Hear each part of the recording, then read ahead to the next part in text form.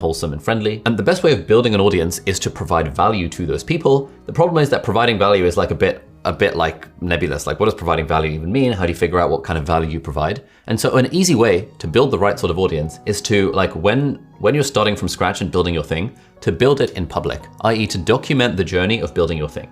And so if I were to start any new business from scratch, or a YouTube channel or a blog or a book or of any kind of venture, I would be documenting the process and like writing down, or maybe even making YouTube videos or blog posts about what it's like to do that, what resources I'm using, what interesting things I've learned. Every time I read a book that helps me with my business, I would be summarizing the key insights from that book that really helped me and putting it out for free out there on a blog, and then sharing the link on Twitter or my Facebook page or my Instagram page, or anything that helps get the word out that, hey, this is me, I'm building in public, and you can follow along for the journey if you like. That leads us on to principle number 2, which is to provide value first and do not expect quick returns. Let's hear from one of my mentors from afar, Gary Vaynerchuk, on this point. I was very focused on leveling up, and I really believe the one great piece of advice, if you want to take anything from this talk, is we have to start realizing that giving and doing things in business without expectation of return from the other individual is probably the greatest leverage that you could ever deploy in your business life,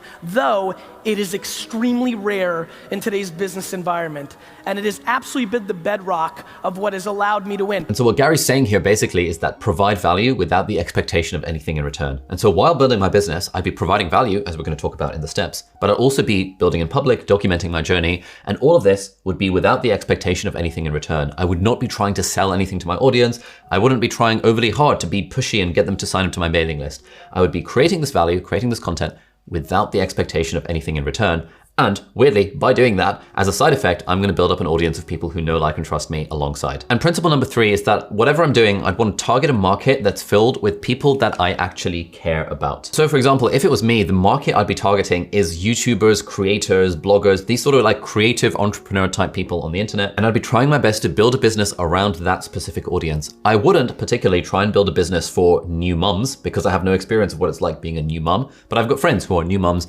who are very, very familiar with that audience, who love hanging out with new mums, and therefore it would make sense for them to build a business around that particular audience. And there's a really nice quote from Steve Jobs where he talks about this idea of passion. People say you have to have a lot of passion for what you're doing, and it's totally true. And the reason is because it's so hard that if you don't, any rational person would give up. It's really hard, and you have to do it over a sustained period of time. So if you don't love it, if you're not having fun doing it and you don't really love it, you're gonna give up. And then our late friend Steve goes on to say that if you look at anyone who's kind of successful by society's definitions, normally they found a way to enjoy the thing that they're doing, and they loved it so much that